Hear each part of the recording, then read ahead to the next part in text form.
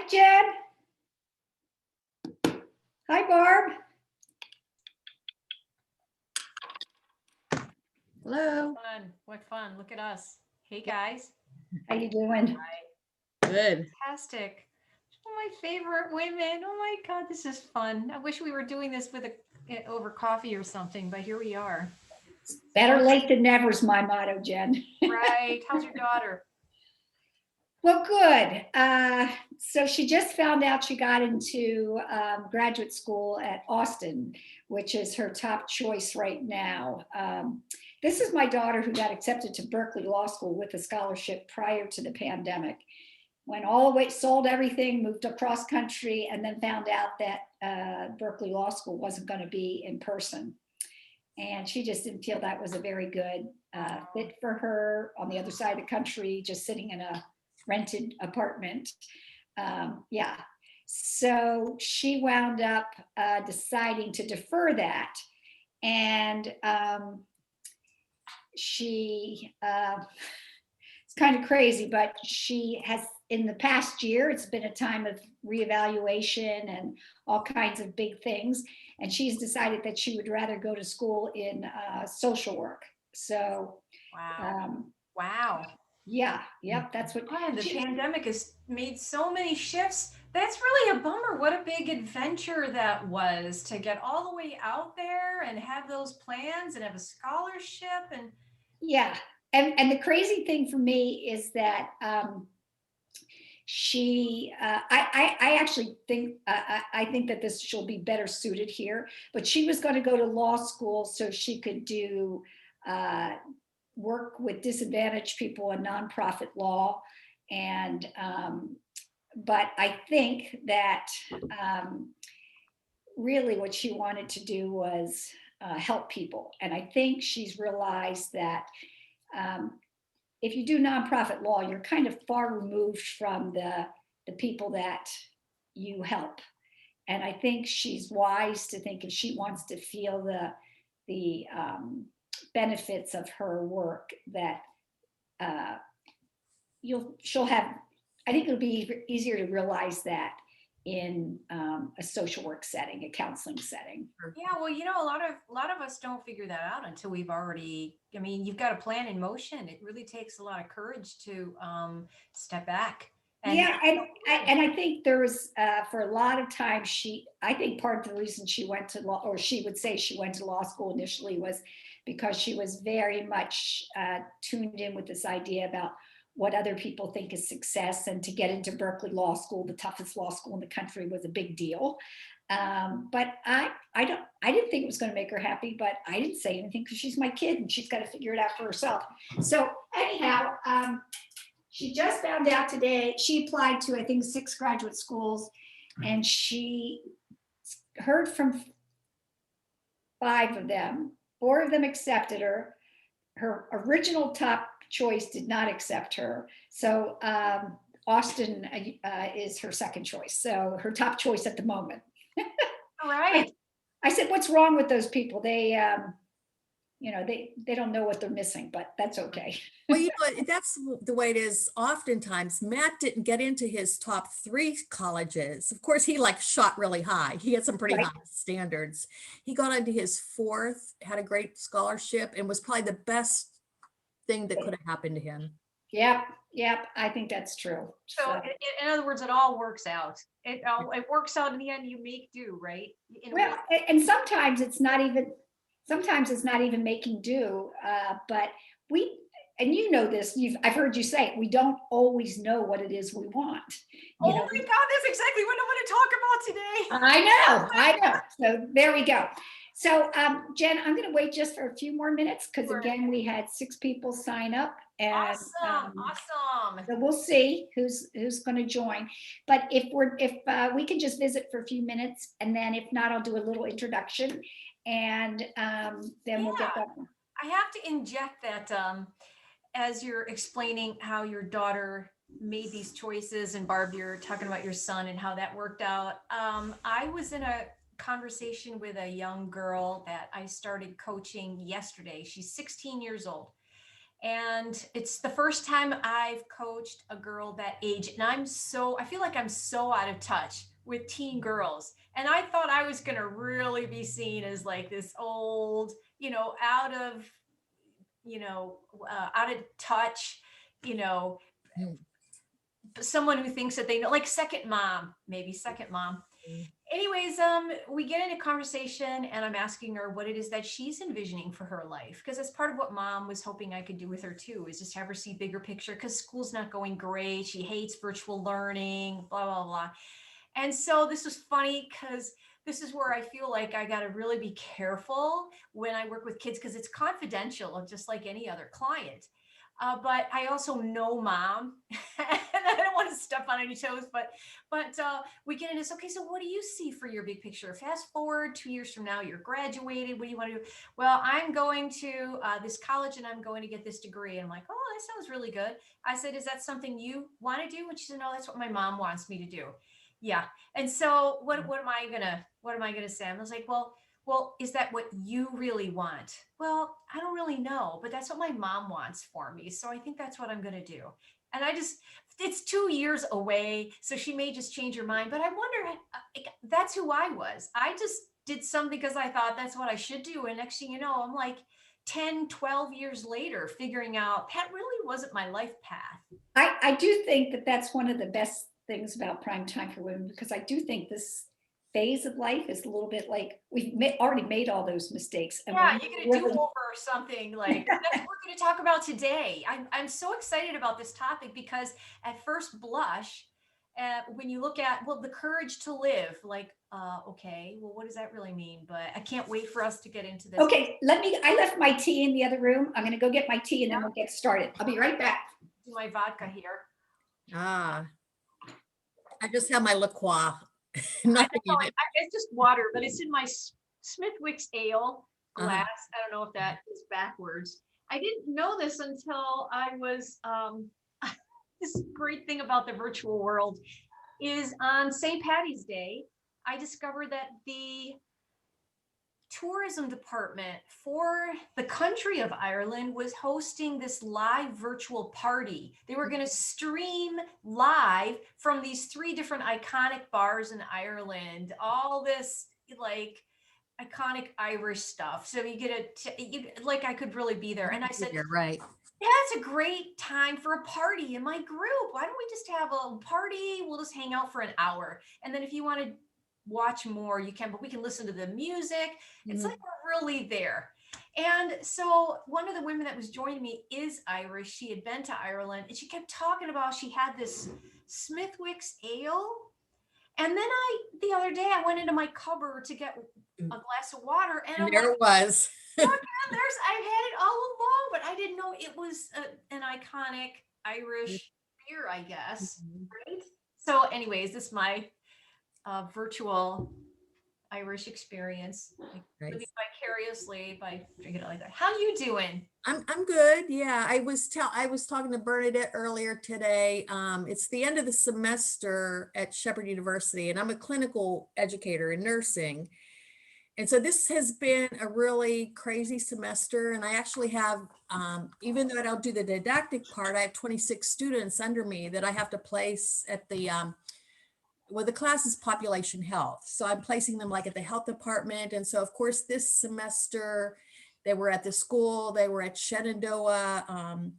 And the big thing this semester, of course, was getting people vaccinated, like getting out and vaccination. So I'm scheduling these 26 students for different vaccination clinics and testing clinics. And this week's kind of the end of it, which is kind of nice. Because, just to make sure all the students got their 40 hours each. And then now I have to write evaluations for these 26 students. And then they had to do peer evaluations for each other. So I have to tabulate, and it's easy math. It's like adding 4 + 4 + 4 divided by 5 or whatever and giving them a score. But it's, I'll just be glad when Friday's over. So Friday's a big thing. Well, that sounds really tedious, though. Like all of that's just very tedious. It requires a lot of mental concentration. It Plus, is tedious. I don't know if Barb told you, but she's going to be our Navigating Change featured guest on Sunday. Our last Navigating Change is Barb Spencer. Yeah. Barb, fantastic. Well deserving. You're such an integral part of the group anyway. So this is great visibility for you. And just like what Bernadette does. And I don't want to blow a surprise as I go on further to talk about inspirational midlife women, but the fact that this group, you've already seen in the group alone, hosts all kinds of experts and or women with stories to tell. So you don't have to go out and find somebody famous necessarily. You can help make us famous. No. I'm famous now. I'm famous. Prime time. Oh, that's so funny. Well, it's just about 10 after, so I'm going to go ahead and do a little introduction so that they know where to, I know where to cut this, and then we'll turn it over to you, Jen, okay? Okay. Barb, as always, Jen is very interested in, especially when we have small groups, to dialogue with her, to put questions to her, to answer her questions. So feel free to participate. Sure. Okay. So welcome everyone to Prime Time for Women's Courageous Living with Jen Silbert. Today is week 7 of this program, and Jen is going to be talking about cultivating the courage to live. And as I was contemplating this featured topic today, I was thinking, what's worse than trying and failing? What is worse than that? And the answer for me is never trying in the first place. So today, Jen is going to be talking about having that courage to really live, to step out, to own your own life, and as Jen says, to live an authentic life. Welcome, Jen. Thanks for being here. Aw, that's a great introduction. Thank you. Oh, you're more than welcome. And of course, I have a ton of questions for you. But before you get started, one of the things I've been doing lately, and I've really been enjoying this, is asking each of my guests to tell us use 3 words to describe yourself today. Oh, that's a good one. We'll let Barb start. Like how I'm feeling today. Yeah. How would you describe yourself today? Happy, overwhelmed, and just blessed. Okay, great. Yeah, that's good. Yeah, I would go on that. I would say definitely grateful, relieved. I kind of feel when things come to a head and then I will, like you're saying for tomorrow, Barb, or on Friday, I would feel relieved. I feel relieved today. I feel energized. I feel energized. When we're in community, it always ends up bringing more energy into my life. So. Great. I think today I would say I'm feeling grateful. Couple of things. My granddaughter's doing well. My neighbor, their son had open heart surgery and he came through it with flying colors. I'm grateful to be talking with both of you. I'm also feeling hopeful. I got my second vaccine on Monday and I have this feeling a little bit like light at the end of the tunnel. And then the last thing is I'm optimistic. And I haven't felt a lot of optimism in a while. So it feels good to say, I'm optimistic. And I am 3 of my kids share the same birthday. And next weekend, we've invited all the kids. It'll be the first time we've had a family gathering in a year and a half. And they're coming to our house. Not everybody's going to make it, but most everybody. So that's exciting. That is exciting. Now, because you're the boss of the show, you get 4. You kind of cheated. You got 4 things to say about how you felt. Oh, did I? I thought I said grateful, hopeful, and optimistic. What was my other one? Okay, it's good. I can see you just exude this optimism. It's continuing. You were grateful too.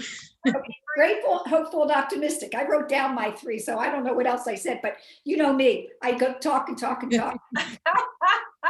But anyhow, Jen, tell us a little bit about today's topic, this idea, the courage to live, to really step out. Right. Here's how I've got a framework for today. So what I want to cover in the conversation are really some of the top 6 reasons that I feel hold us back from being able to live life to the fullest. Like, why does this make a difference? Why, how does it even feel to live life to our fullest? And what are some of the common reasons that, the obstacles that hold us back? And honestly, you could get online and you could Google this and you'll find all kinds of reasons, but I want it to be authentic and original and not just regurgitate. So I really thought about what I find are some of the most prominent obstacles. And so hopefully some of these will be original, but they'll definitely be reminders. We probably know what they are, but it's always good to be reminded and to maybe have someone else light a little fire under our butt, because maybe yesterday wasn't the right time for us to feel like, maybe we feel hopeful. Maybe yesterday your feelings might have been less hopeful or less optimistic, but today you're in a right space and you're like, you know what, today's the day. I'm going to go ahead and do that. But, and then I want to share, we all have inspirational women in our life, especially inspirational midlife women. I want to kind of focus on that because I think sometimes we reach the stage of life and we find that maybe our age is a reason that we can't live life to our fullest. Maybe we feel like we lost our opportunity. So I want to spotlight 3 of my top inspirational women, and maybe the 2 of you can add because we can never have enough inspiration in front of us, and know that we're not pioneers, really. We're not the first to encounter problems. And actually, when you read about women who overcame much bigger obstacles than the ones we have, you can walk away going, okay, that's it. There's no excuse now. No reason why I can't do this. So that's kind of the framework that I want to talk about. And we can make this definitely very interactive, but I do want to start with this. I'm all for bucket lists. Okay. I'm all for bucket lists. This is a great time in our lives to come up with bucket lists. But I think sometimes bucket lists are seen as just sort of like a competition, all the things that I can do before I die.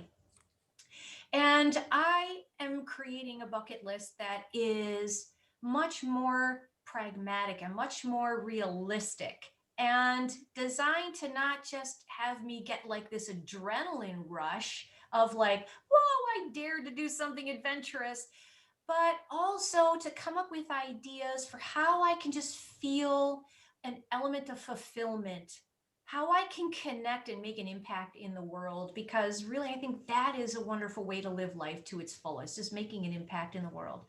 So with that, I want to start with this reference to a book I had read a while back and the author is Bonnie Ware. Bonnie Ware. Bonnie Ware. I always get that mixed up. Because I'm like, one of the top 5 regrets in deathbed confessions. And I think Bonnie Ware was either a hospice nurse or a social worker. And so she wrote this book. Were you going to say something, Bernadette? Yeah, I was going to say, spell her name for me and I'll put it in the chat. Bronnie. That's why I had to write it down. Bronnie. It's a strange name. Ware, Ware. And it's called Top 5 Regrets of the Dying. And that was sort of the snippet that I gave to you for the announcement for today. Was one of the top 5 regrets revealed in deathbed confessions over the years is a regret to live life true to self rather than living it to meet somebody else's expectations. And that was, in fact, the top regret that Bronnie wrote about in her book, as she spoke with many hundreds and hundreds of people who were on their deathbed. And I just wondered, can you imagine being on your deathbed and living with that regret? And I'm sure to some extent there will always be something that we'll take to our deathbed and wish that we had done differently. But if we kind of already know that this is a big deathbed regret, then what's really keeping us from living life to its fullest, to living out our passions, living out our truths? And I'm like, do we really even know what it is that does stir us up, that does ignite our passion and lift our spirits. And, if so, what's holding us back from doing that? So that's kind of the stage that I kind of wanted to set. Sound good? Sounds good. All right. So the bottom line is that the conversation today is really to help us be inspired, to stop making excuses, and to really think hard on what is holding us back. So I came up with 6 of my top obstacles for why it is that we may not be living life to its fullest. Okay, so number 1, I think, is that we don't really know what we want. And that might have been what you just mentioned, Bernadette. Yeah. It's like, it's really sad, but if you really stop to think about it, what do you really want in your life? If you don't know what you want, you won't know how you can get it. So Right. sometimes I think when you ask someone what they want, and I see this in coaching all the time, what do you really want? And if maybe there was a motivation coach or even a career coach that asked someone, well, what do you really want in life? What do you want in your career? They might say that they want more of something, and usually maybe it's a feeling that they want in life. They want to feel more excited about life. They want to feel more fulfilled. They want to feel more passionate. But if you break that down to get more specific about what you really want, and you focus more on your feelings are fleeting. We all want to feel this all the time, but that's not an anchor on which to base what it is that we want, because our moods change every day. If I have a poor sleep night like I did last night, now I'm still showing up energetic, but earlier this morning I wasn't.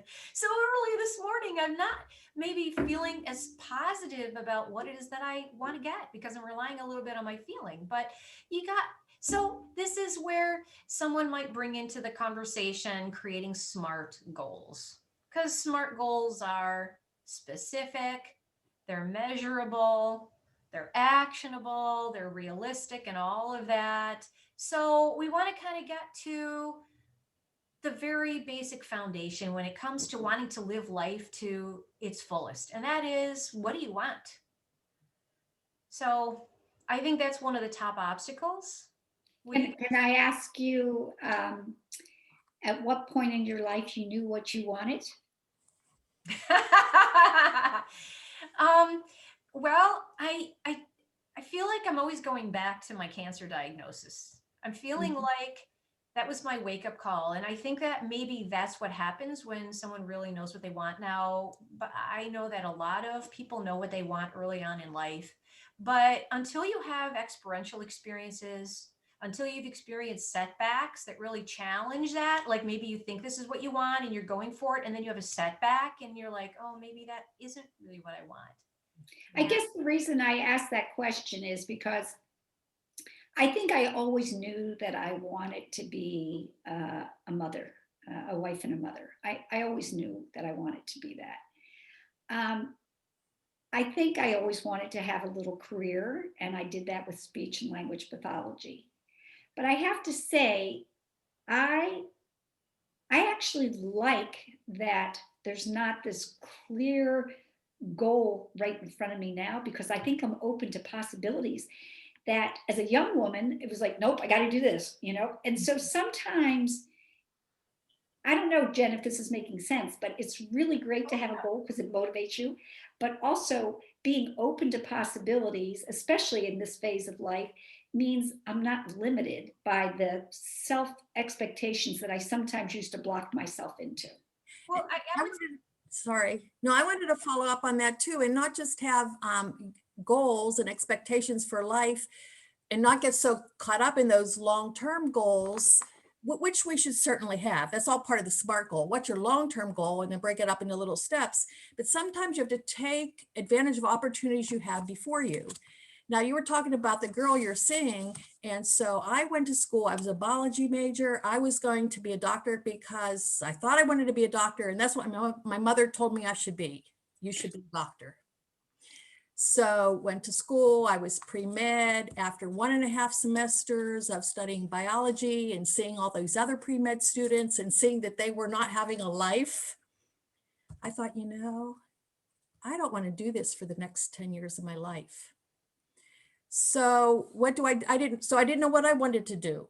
So, okay, I was not a biology major anymore because I did get a D in botany because I could not distinguish one plant from the next.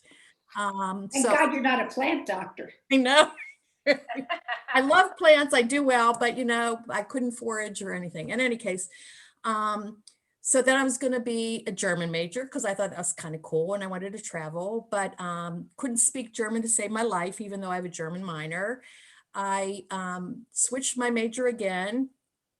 And then all of a sudden it was like, Barb Spencer, I was Sprock back then. Barb Sprock, you need to really get a major. So I looked at all my grades and thought, which grades do I have the best grades in? And what do I like studying the best? That's good. So I got a degree in psychology. The nice thing was it was a very good liberal arts education. So I got a very good liberal arts education. But what can you do with a bachelor's degree in psychology? Not a whole darn lot. You can get to a certain point. You can get to a certain point, and so I finished college, didn't know what I wanted to do. So I did start working with people with developmental disabilities, and I thought I wanted to be a developmental psychologist. So I went to I'm telling my story because we have to take the opportunity. Wrap it up. We have to take the opportunities that are put before us because sometimes Right. you don't know. And so you have to seize the opportunity you have. That's Well, right. sure. When you're done. Okay, go ahead. So I went to the University of Pittsburgh to the developmental psychology department, and I met with Dr. Moskowitz, who said to me, why should we accept you? I said, because I want to be a developmental psychologist and I want to work with children and I really have a good relationship with people and families and parents. And he said, well, your GPA's kind of average, your MAT's average, your GREs are average. We're not going to accept you. I mean, he just pounded me to the ground. He just was very realistic. He said, but I have a department for you. So he sent me down the hill to the education department, to the educational research program. I met with the dean there. He accepted me into their program on the spot. Dr. Moskowitz must have called him as I'm walking down the hill in Pittsburgh, had a review with him. He accepted me to their master's program in educational research on the spot. Well, that was kind of nice. I went from really being kicked down to being in a program, which I had no idea about. What the hell's educational research?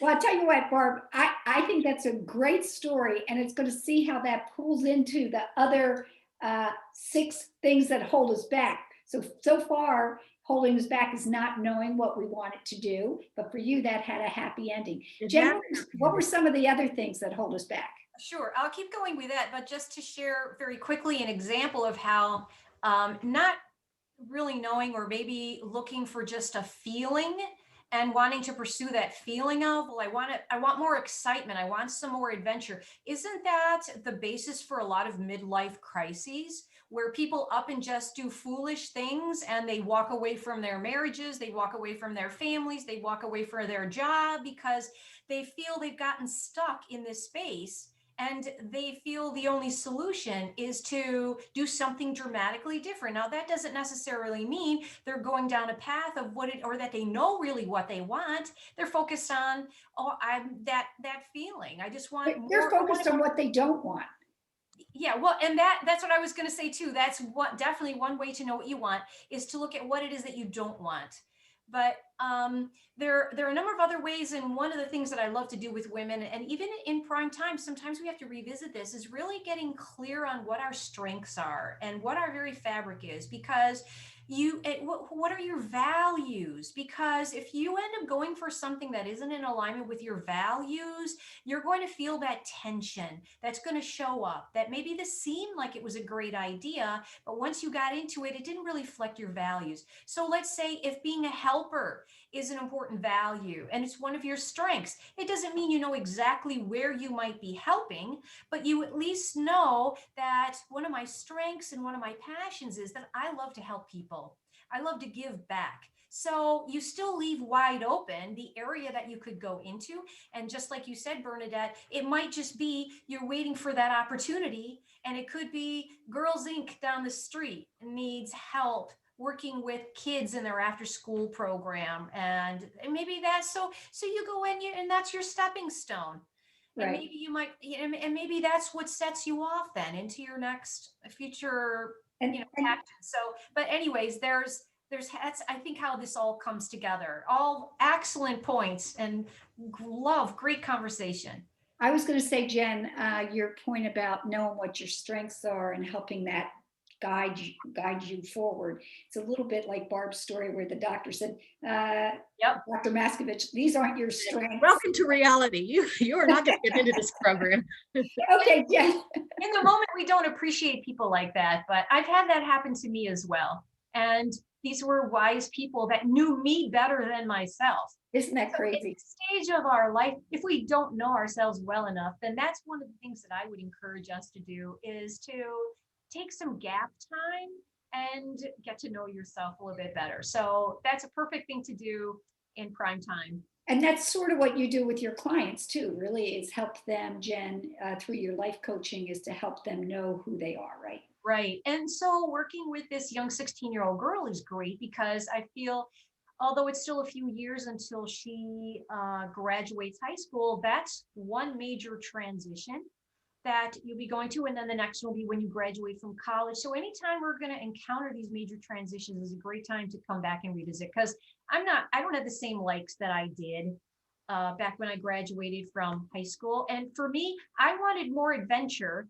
And I ended up joining the army because I wanted to go to Germany. And I ended up spending 12 years of my life in a field that was not suited for me. And I can't look back with regret.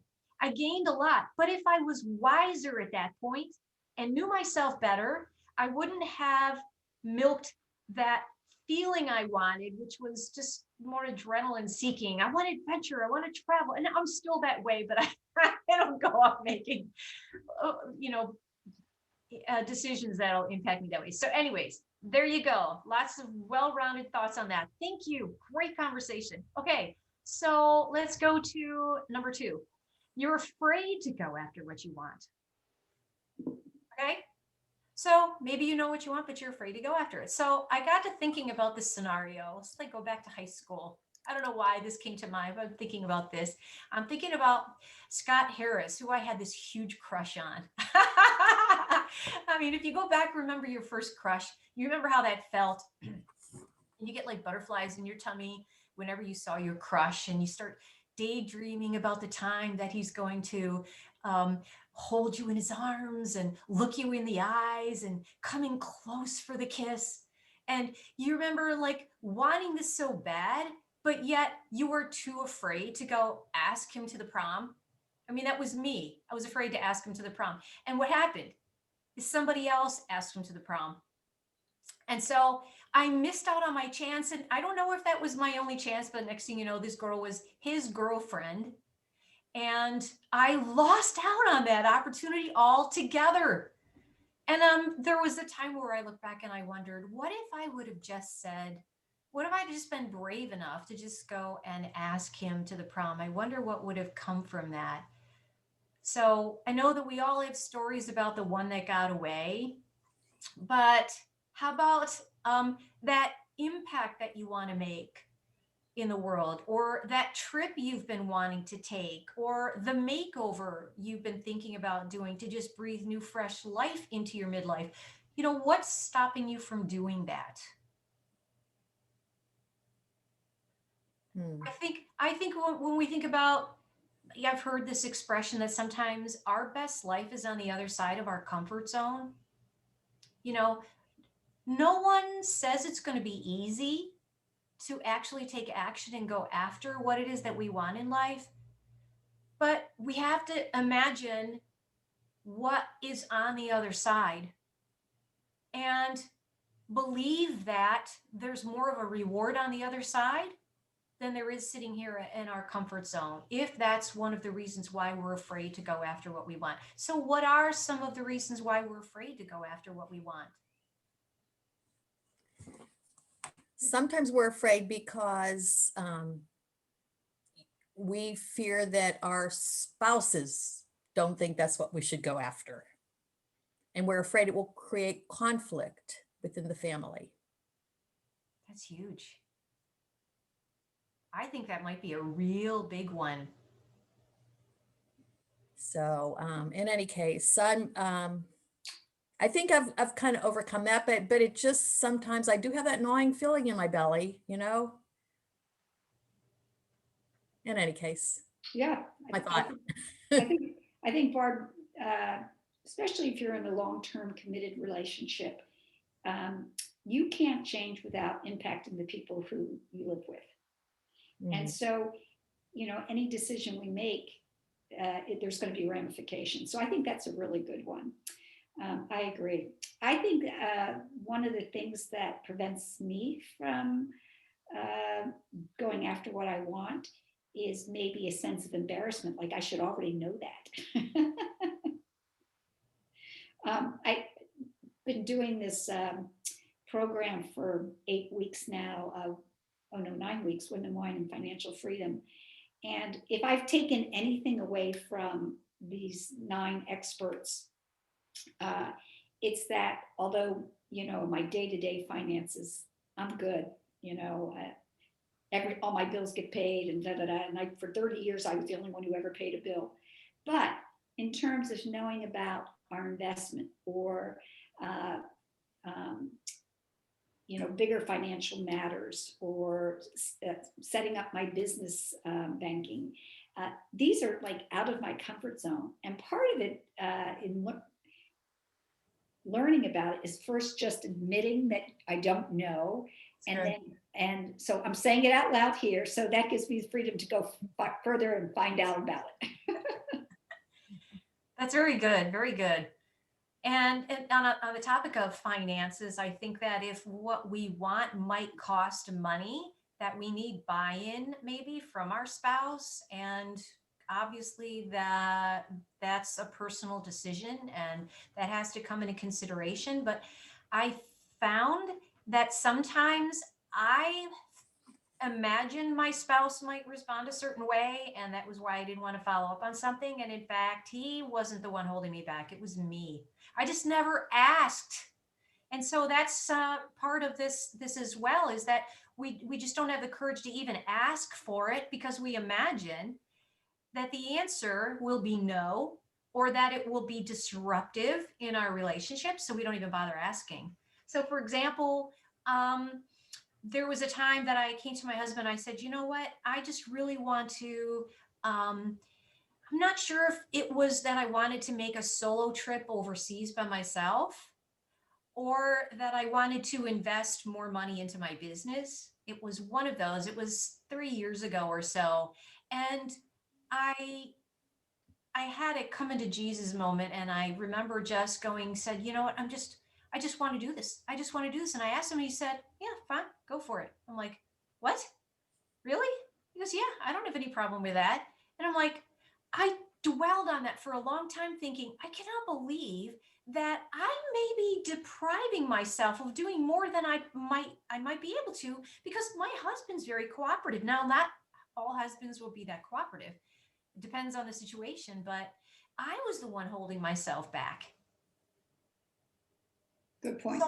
So I think what we have to do is step out, and if it means just asking or taking that first step and then stepping back and going, okay, how's that going to be received? We might be surprised at what the results are.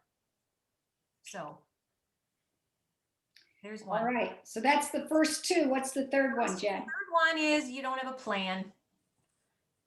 You don't have a plan. And it's hard to make things happen if we don't have a plan. So if, for example, one of the things would be that you've always dreamed about going on an international trip. I've always wanted to do a safari in the outback out in Australia. Now that's not very likely anytime soon. But in the day, one of my big dreams was that I wanted to go on a safari in the outback. Okay, so that dream stayed with me for a long time, but it didn't really ever transpire because I never made a plan. And obviously, there would always be obstacles that would come in the way.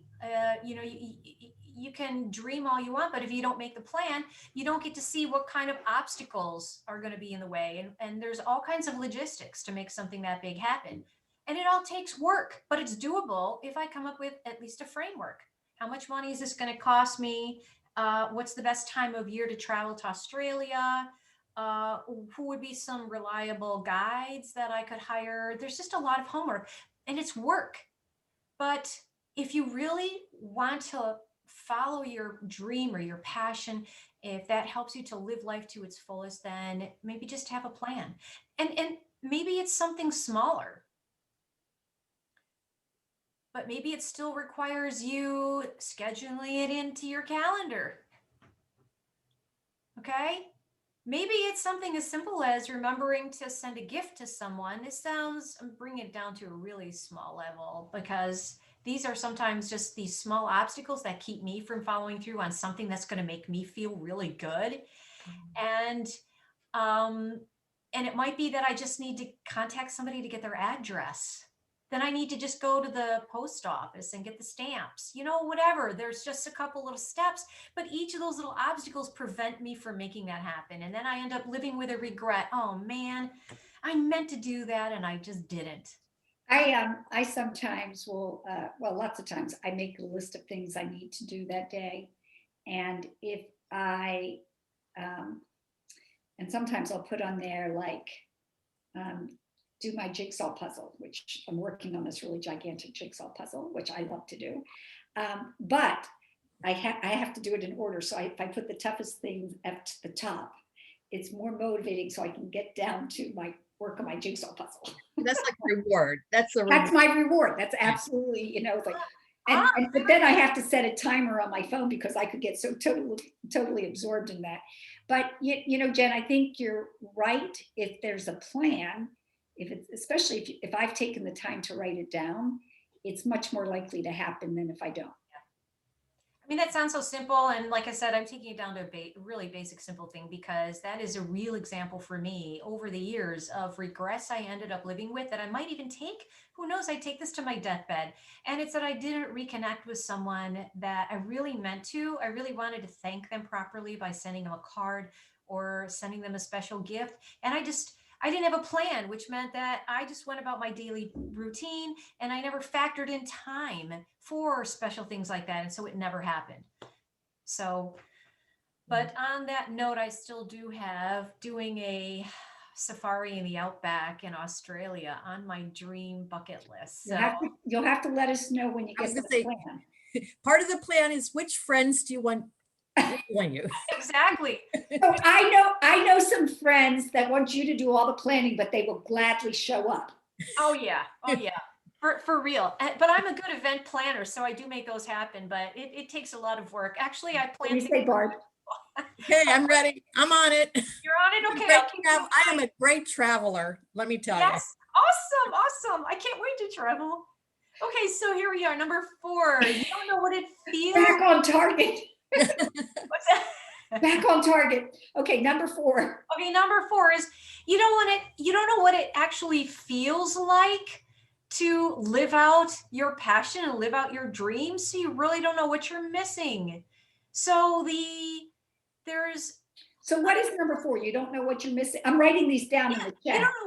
You don't know what the feeling is like that you'll get from living out your passion. And so you really don't know what you're missing. And so you're not really inspired to follow through on that.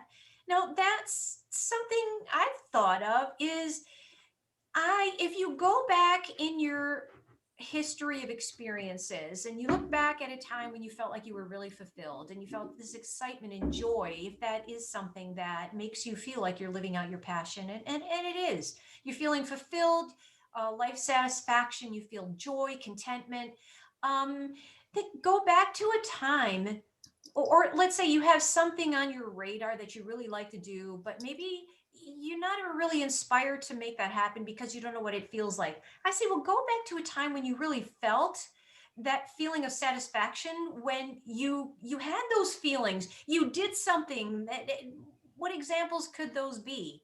um, Maybe it's that you overcame an obstacle and you cultivated this sense of confidence and accomplishment. I'm like, yeah, I want to feel more of that, but you haven't felt it in a while, so you lost touch with how that even feels like, because you've just been living life, taking care of the family, taking care of business, going to work. And when you start thinking bigger, envisioning these dreams for yourself, maybe we've just lost touch of how good that's going to feel, and you're like, I'm good. It'd really take a lot of work to get there. So go back and revisit a time when you did feel energized and joyful. And if you just can't remember what it felt like, other than just to be like, okay, well, I survived the day. It's not my I, best. I remember, gosh, it was back in like 1999. I had kids, 5 kids in the public schools. And I can remember 99, 98, 99. And the Washington County school system had to send money back to the state because they hadn't expended the gifted and talented money. We just lost it. And I was like, there's so many kids in our county that could have benefited from that money. But it had to go back to the state. We couldn't keep it. And that got me to go speak at a board meeting. And then I met this woman named Roxanne Ober, and the two of us kind of said, we should make sure this doesn't happen again. And at the time, we were just going to be strong advocates. But we kind of got told to be quiet and, to stop being rabble rousers. Well, that's like the wrong thing to say to me. Yeah. And so we wound up running for school board. And I can remember saying to Roxanne, I'll be your campaign chairman. She goes, no, I'll be your campaign chairman. So we actually decided to run as a slate, which is something that had never been done here in Washington County. But we actually used that experience and that decision as part of our campaign. We're doubling our access and having our costs. You think that's clever and creative? Wait till you see what we do with the school board budget. And it was one of those things, Jen, it was so energizing, and certainly didn't know where I was going. But the feeling of taking one step in front of the other and realizing success there, it filled us with confidence. And then that gave us the confidence to take the next step. Awesome. So I think that this idea of looking back to tap into those positive experiences is really good advice. Yeah. And think about it. I mean, for the past year in this pandemic environment, a lot of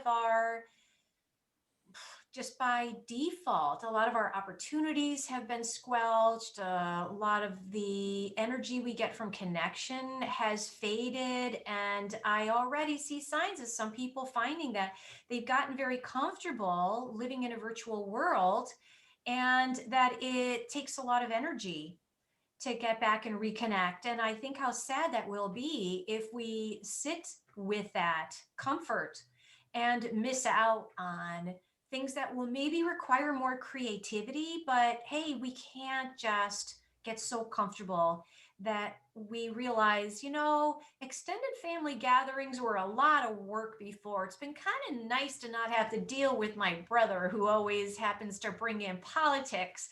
I think we'll just stick with our family. Now, don't get me wrong. I think it's important to be intentional about what we do. There's nothing that says that we have to, but I think it could be easy for us to get too comfortable right now. And so tap back into that feeling of those big family gatherings, and how when everything was said and done, you were able to deal with that brother who always had to bring in politics, because there were a lot more benefits. And if you got to your deathbed, I'll keep coming back to that, because that's kind of the foundation of the conversation. I don't want to live with regret and say, I took the easy way. This is too easy and I missed out. I love that idea of, you said something earlier today about your true self is on the other side of your comfort zone. Is that how you said it? Yeah. Your best life can be on the other side of your comfort zone, but Mm. Yeah, so we I don't like even that. know, but so just keep going at it. Okay, a couple more, because I don't want to miss out on sharing just some of our inspirational women who let us know that if one of the excuses in prime time is that we kind of crossed over and it's too late for second or third chances. I know Barb's, of course, not in this group. We're not in this group. So But here's one other thing that sometimes holds us back, and this is a very real thing, but we might just be afraid to feel joyful and live life to its fullest. There's a real thing, and I can't remember the name of it. I don't think it's called, I'm going to use the term awfulizing, but there are very real situations where we are too afraid to experience too much joy because we're afraid of the crash that's going to happen after that.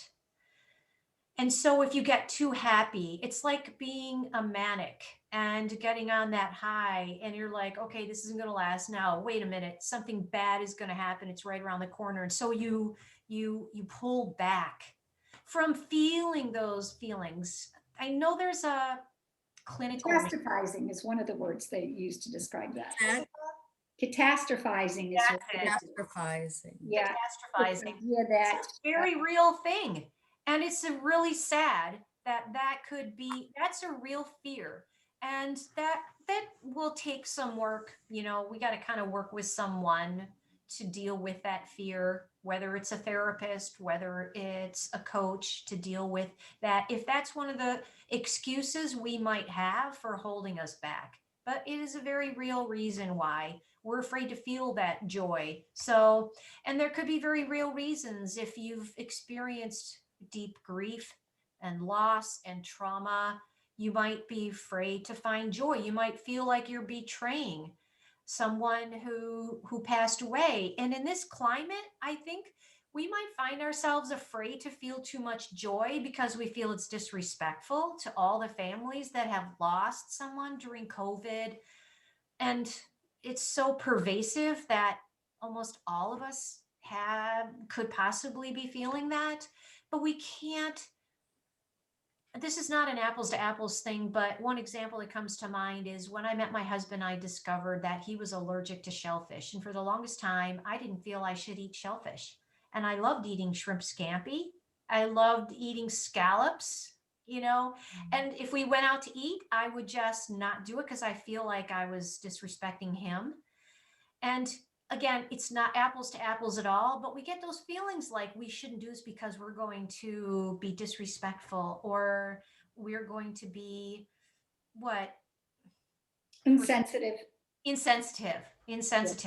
Mhm. So that's a personal journey. We all need to look at that. I know that there are ways that we can be sensitive and compassionate and still live out our life because we think about it. I want to surround myself with people who live life to its fullest. I don't want to surround myself with pessimists who are afraid of every little thing and won't live life to its fullest because I will find myself shrinking back to that level. So, you know, this is definitely a journey we have to take on our own. There's no simple way to navigate through that. We got to navigate through our feelings, but that can be a reason why we're held back. Okay, and the last thing would be that you know what you want, maybe you have a plan, you just don't do anything about it. So you don't take action and then you miss out on the opportunity. And what happens when you don't take action on something you already recognize as something that you want, that is a passion of yours, is that that passion eventually dwindles and it dies. And although you don't physically die, your dream dies, you die emotionally, and it's a gradual death. And we maybe all know people like that. I think women in our parents' generation maybe were in that space where they didn't think that they had those opportunities, but they had those dreams. And so, although being a mother is my biggest joy, at some point your children become independent and they have their own lives, and you got to get your own life. And if all you felt you were able to do is to be a mom, just think of what dreams have just withered and died. And if I just jump right ahead to the three of the most inspirational women that always come to mind for me, these are women who found their purpose and found their passion in midlife and beyond, regardless of the obstacles that they had and even the trauma that they experienced. Number one on my list is Grandma Gatewood. And I'm sure you know who she is, but I didn't even know about Grandma Gatewood to just a few years ago. But here's this woman, the first woman to ever hike the entire length of the Appalachian Trail, 2,050 miles, the Appalachian Trail, by herself when she was 67 years old, after she had left a 30-year marriage to a brutal husband who beat her repeatedly. She lived in this trauma. And this is the kicker, is that she hiked the trail. This is, I think, what stands out with me more so than even her age, was the fact that she didn't have all the resources we have. She didn't go to, North Face and go out and get the best hiking boots and the poles and need to have all the equipment. You know her story? She just had a makeshift backpack and the shower curtain. She made a little backpack out of with a drawstring bag. And the only thing she carried a shower curtain. That's what she slept on. Yeah, and her kids shoes. Yes, she wore tennis shoes. Yeah. She wore tennis shoes. And listen, this is what I read she ate.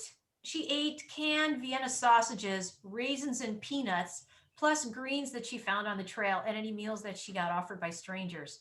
Get out of here. Get out of here. Okay, so that's time for a commercial. Okay. Time for Women last year did their first annual Legacy Grandma Gatewood hike, and we'll be doing that again in October on the Saturday closest to Grandma Gatewood's birthday. I think her birthday is October 27th or 28th, but stay tuned.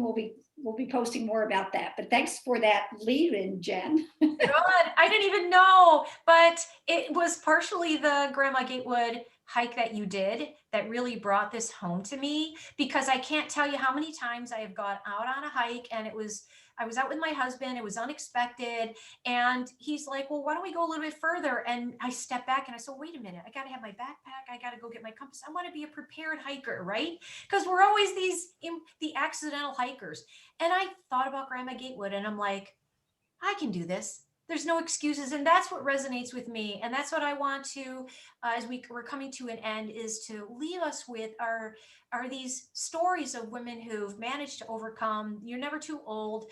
Don't make any excuses. You can be creative and resourceful and you can get what you want. So my favorite part of Grandma Gatewood is she raised 11 children.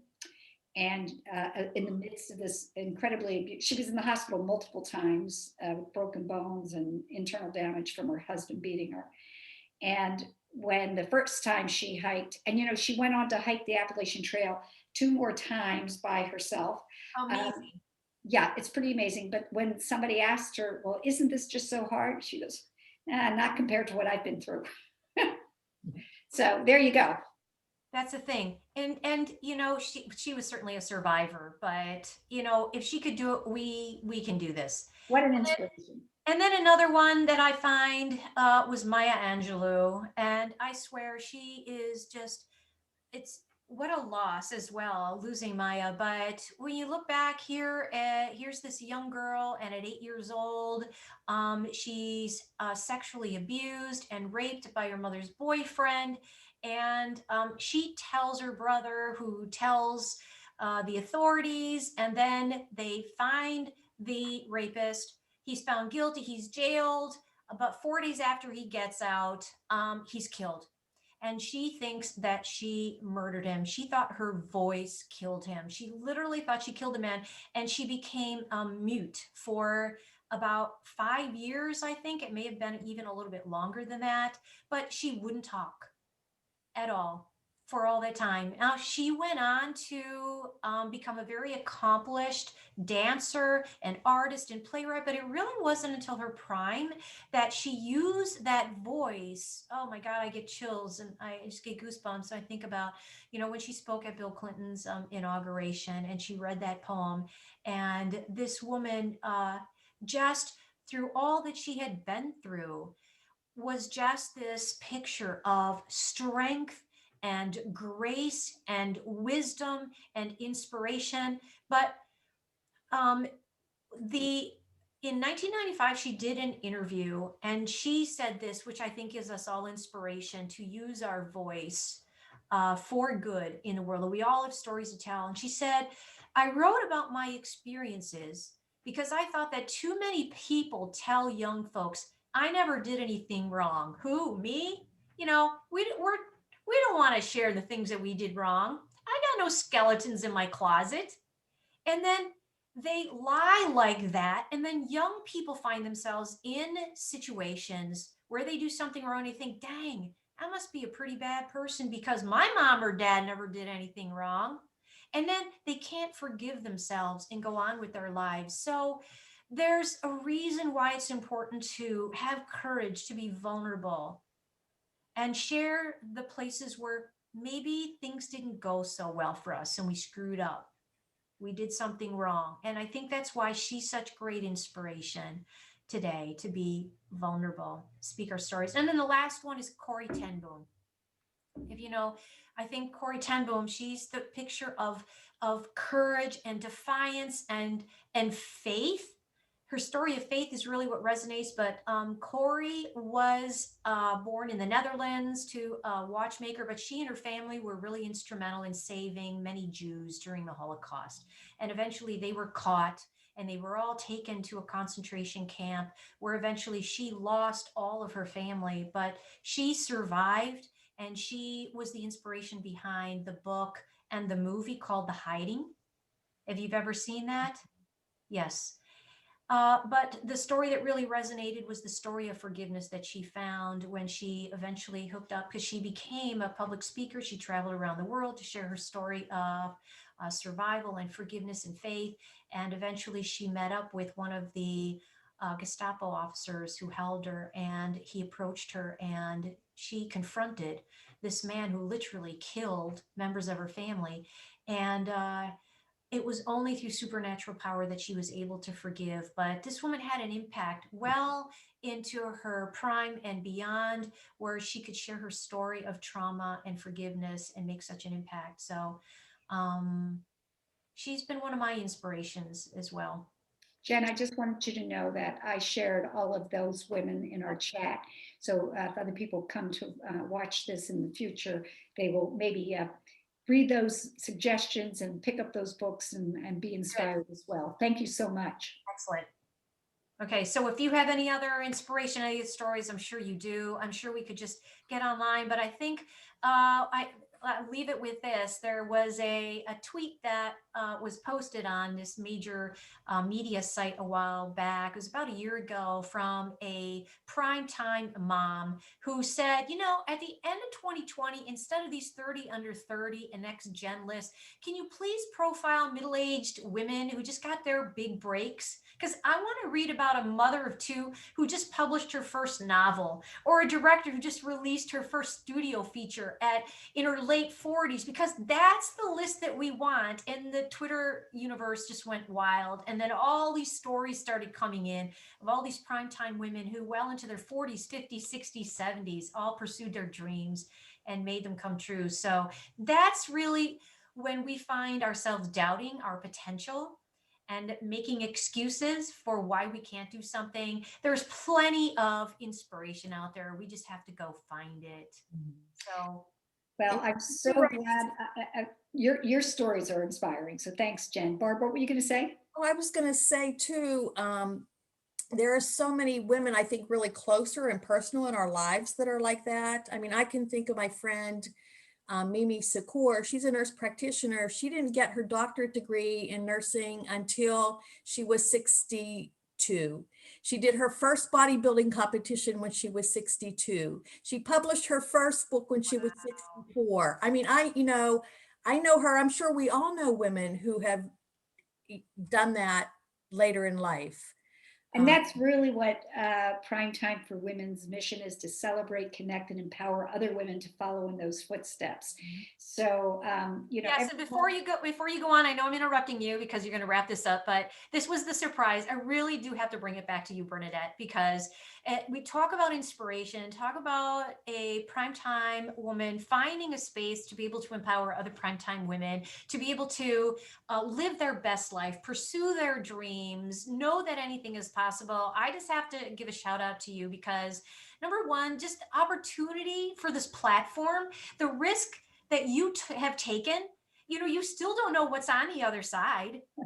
That is true. No, but I would bet that if you were at death's door, and I hate to bring it to this, but sometimes that's what sometimes slaps us out of our complacency, is just go, and with my cancer diagnosis, it's so much more real to me, Right. is, if I'm sitting in that space where I recognize more my mortality, will I have regrets? And I just applaud you because you don't really know what the outcome's going to be, but you still opened the door for this opportunity. And I just have to say thank you. Right. And and Bernadette inspires all of us. Oh, yeah. You guys are sweet. I appreciate that. And I will tell you that I think this might be a little bit of a tidbit advice. I think that when you do something, even if it's difficult and out of your comfort zone, and it gives you joy, or it gives you a positive feeling, or it fills you with a sense of joy or pride, even, then you're in the right path. And I will say that the women I have met through Prime Time for Women have enriched my life. And I hope that what I'm doing with that is taking that enriched life and passing it on to others. So thank you all. It's so wonderful to have you be here. We have somebody joining us here. Not sure if you want to share anything. You're coming in at the end, but we always believe every woman has a story to tell, and all women have the opportunity and deserve to be seen and heard. So if you have anything to say, let us know. Great. All right, then. I just want to thank you once again, Jen. Barb, thanks for joining us. And we'll see you next week for the last in the series of Courageous Living. And Jen, do you want to give a quick shout out about what it's going to be on next week? Right. Next week, we're going to get into more pragmatics and give some tools for how we can start practicing more courageous living. So new habits, new mindset, and we'll kind of just wrap up what we've talked about so that we can become self-empowered to go into the future, because I will certainly miss this time together. But like I do with all my coaching, I just equip you to then go off on your own and live life to the fullest. So yes, practical tools next week. All right, everybody, stay tuned for more Courageous Living with Jen Silbert. We'll see you next Wednesday at 3:00 p.m. Thanks, Jen. Bye, everybody. Take care, everybody. Bye-bye.